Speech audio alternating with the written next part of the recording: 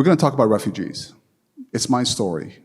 I left Somalia as a teen, and because of the war and destruction. So this is the stories that I've followed my entire life to dedicate it to make sure that those stories have not forgotten. This is the definition.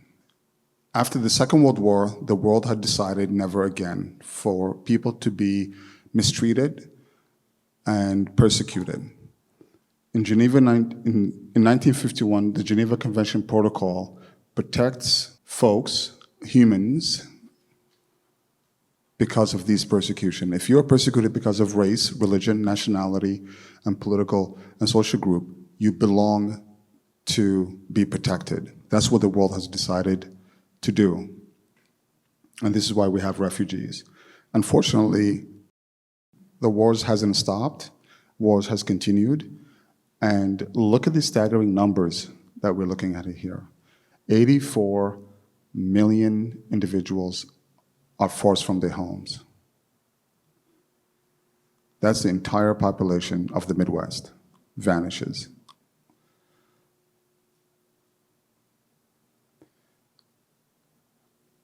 I'm going to ask you a question. Does anybody know the answer to this? What are the top 5 countries that hosted refugees? This is going to be an auction. Going once? United States? Canada? England. All right. Bangladesh. Somebody said Bangladesh. So most people think, and those who said Kenya and other non-developing countries, you were close. Most people think that the West brings more refugees. Those are two different things. We'll get into it in a second. But Turkey and Germany, Sudan, Pakistan, those are the countries that welcomed refugees in the largest number. By the way, the photos, we can talk about the photos. Unfortunately, I don't have a lot of time, but this photo, I have taken it in Europe, in Greece, in 2016, when the Syrian and Iraqis were fleeing to Greece. On this side of, the other side of these mountains is Macedonia, this is Greece, and these are the Yazidi camp, and we'll get into that as well. 55 million people are internally displaced. These are the registered people. Out of the 55 or so million people, most of them are not registered refugees. They fled their homes. These are the people that are actually registered by the United Nations. And by the way, the weather was similar to what you see outside. It was 0 Celsius. And people are living in these tents for many, many years.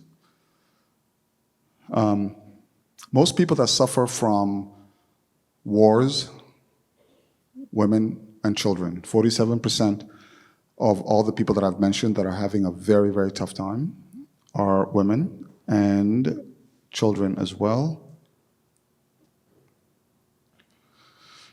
So clearly you could see who is suffering the most. When people flee refugee camps, when people flee their country, they flee to a neighboring country. So if Syrians are fleeing, they go to Turkey, Jordan, Lebanon. If Somalis are fleeing their war, they obviously go to Kenya and Ethiopia. And there's a camp set up for refugees. And if you have not seen it, it is the worst place a human being could be. It's designated to be only for temporary shelter, and people are there for more than 20 years. If I tell you this is Europe, you'll be like, no, that cannot be, but it is. This is Greece. How many of you got out of bed and walked 2 steps to the water this morning? Right? That's how long you have to walk. And this is Europe. This young lady had to carry that water. And look how creative that gentleman is with the stroller, with all the buckets of water that he has to walk all the way back there. Yeah. Most of us this morning woke up with the heat in our homes. Imagine if you have to go to the woods and cut trees and for heat for 20 years.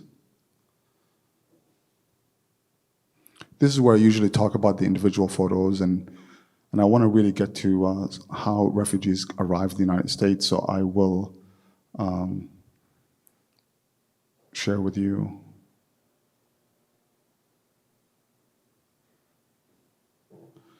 So clearly you could see the conditions, very miserable, and if you're a parent, you want to grab every child and bring them to your home, and this is the kind of tough things I have when I photograph these situations where you see many kids who their future is absolutely bleak. And this was an ammunition depot. Most refugees, when they arrive, the country that is hosting them they don't give them the land that is the best, agricultural, comfortable. No, they give them the worst place you can ever imagine.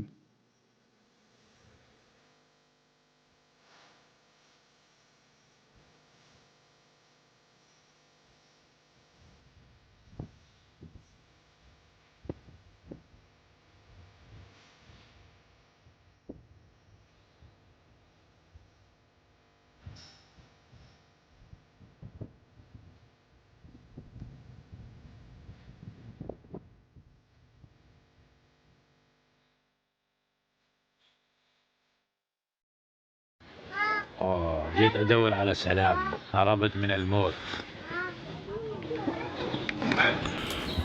أدور على أمان، على سلام. أريد أعيش مثل العالم.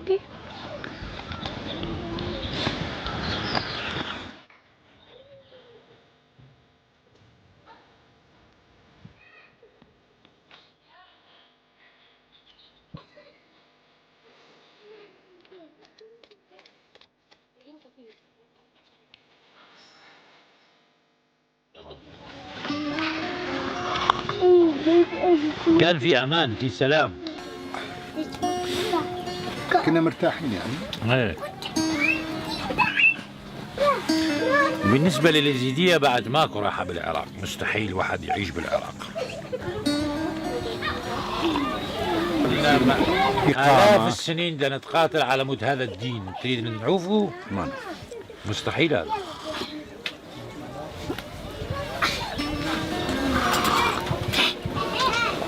ضحينا بكل شيء على مود نحافظ على ديننا، يعني بأوروبا تريد نعوف ديننا؟ مستحيل هذا، ما نعوفه أبدا. حتى إذا ظل يزيدي واحد بالعالم كله ما يعوف، ما نعوف ديننا.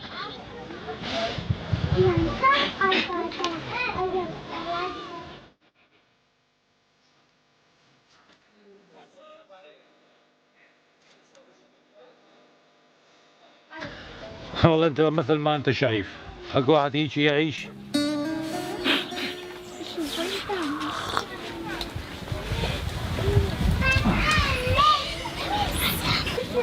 مش بس صعبة، احنا بالسجن، معتقل هذا، بس معتقل مفتوح.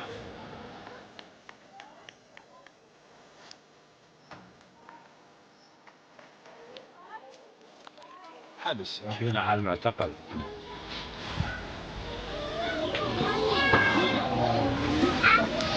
احنا ما جينا نظل هون، احنا جينا نطلع مكان يعني افضل، مكان نعيش فيها، مكان نستقر فيه، يعني نشوف نفسنا، نعيش مثل الاوادم، يعني نشتغل، نفتح لنا بيت، يعني اللي هيك شغلات. بس وصارت قسمتنا، يعني صارت هيك. حد يعطيك جواب، وما حد اعطانا لحد الان كلمه واحده يعني مفيده انه فيها كلمه، يعني كلهم يقولون ما بعرف. يعني تسال الوزير يقول ما بعرف، تسال ضابط البوليس يقول ما بعرف، تسال ابو البلديه يقول ما بعرف، تسال مين يعني، ما حد ينطيك تسال جواب UN يقول ما بعرف. هذا اوروبا، هذا وضع اوروبا. هسه عايشين باوروبا احنا، رجعونا 100 سنه لورا.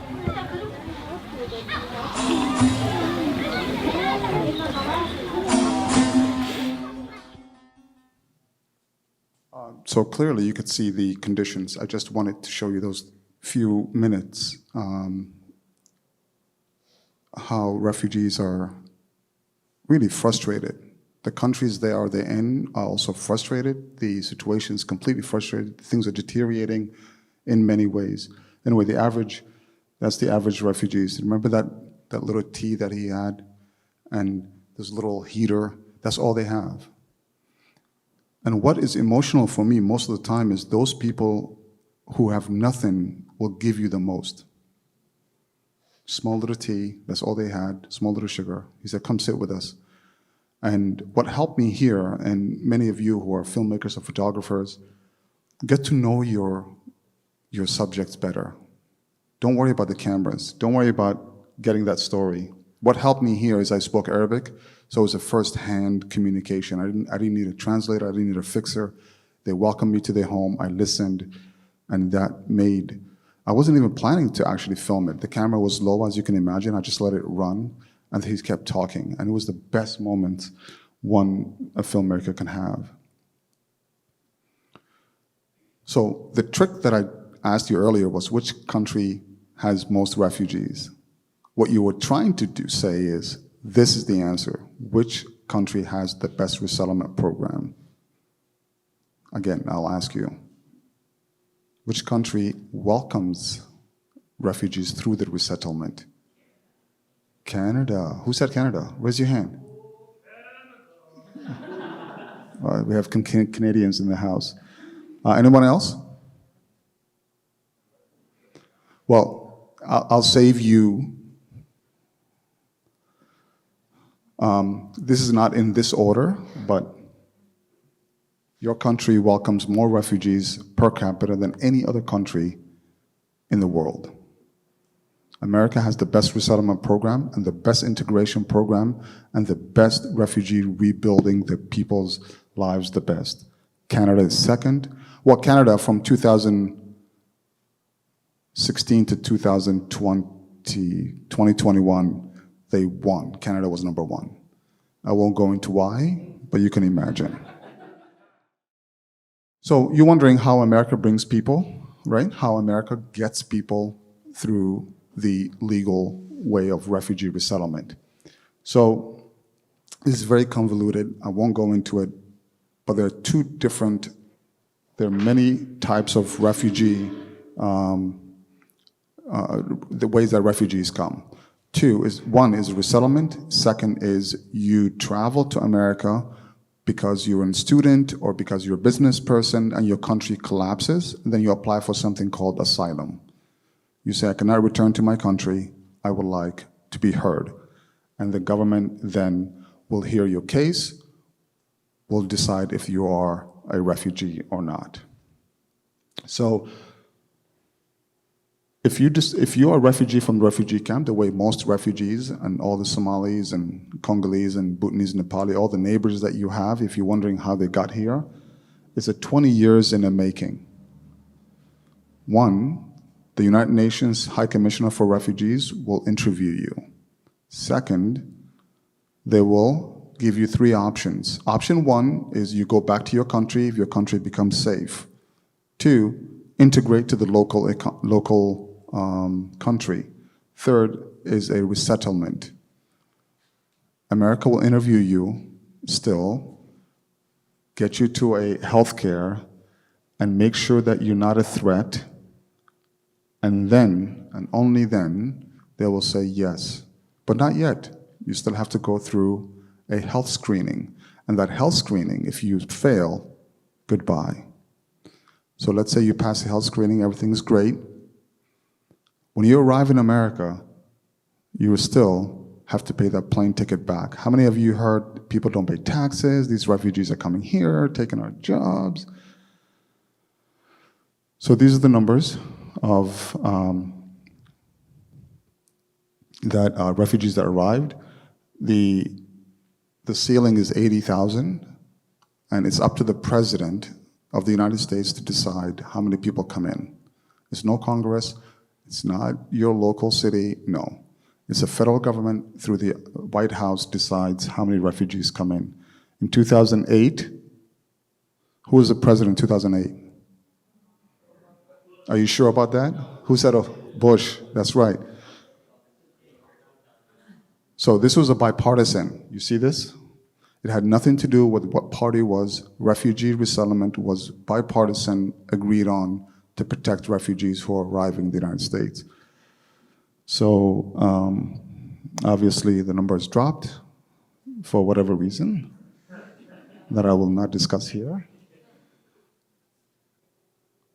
How many of you are children of immigrants? Grandchildren? So I see a lot of Mayflowers here. Wow. I was here 600 years, my friend. I don't know what you're talking about. What's Alice Island? Never heard of it. Anyway, this is the modern day Alice Island. If you are not welcoming refugees, whether you live in the city or your neighbors and you're not helping, please, it is the best moment. This is what your grandparents have gone through. This, the moment where you arrive on a plane and a grandmother has not seen her grandchild in 3 years since he was a baby for the first time. That's your city right there. Columbus welcoming refugees. What I love about this photo, I'll be very quick. This young lady over there, that's the family member. She's been here for at least 5 years. She knows how to take an escalator. The refugees who just arrived, they're like, we don't know what this moving thing is. We know stairs, we're gonna take it. Even though it's heavy and it's cumbersome, they still did it. And I love that photo. You just have to pay attention to the different cultural clues there. This could be your grandfather. You know, if you look back in American history, this is it. This is people arriving into America. This photo, it is the cruelty of the Trump administration, what they have done with the Muslim ban. How many of you have heard of that, right? Muslim ban. This is a Syrian family. Family gets in. This young man could not make it because he didn't pass the health screen. And the day he was supposed to fly, hasn't seen his family for 5 years or 3 years or so. And by the time he was about to fly, he couldn't do it because the Muslim ban, he's Syrian. So Community Refugee Immigration Services, Chris, Angie Plummer, fought very hard, very, very hard to bring them. This photo was 2019. He finally arrived. And that moment where the sister is hugging her brother, who she hasn't seen for a long time, that's why I do this. Family all together. By the way, Jewish Family Services will be doing resettlement program. I want you to volunteer. I want you to help us. I want you to really support us. Anyway, what we do for refugees these are the services that we provide for them when they arrive. And by the way, those who are telling you refugees don't pay their fair share, if you don't care about human beings, and if you care about numbers, it's a winning story. This is what they contribute to our local economy. Every refugee has the right to apply for citizenship. It's the best immigrant status one can have. You're guaranteed to become a US citizen unless you don't meet those standards by breaking the law, of course. Thank you for listening to me.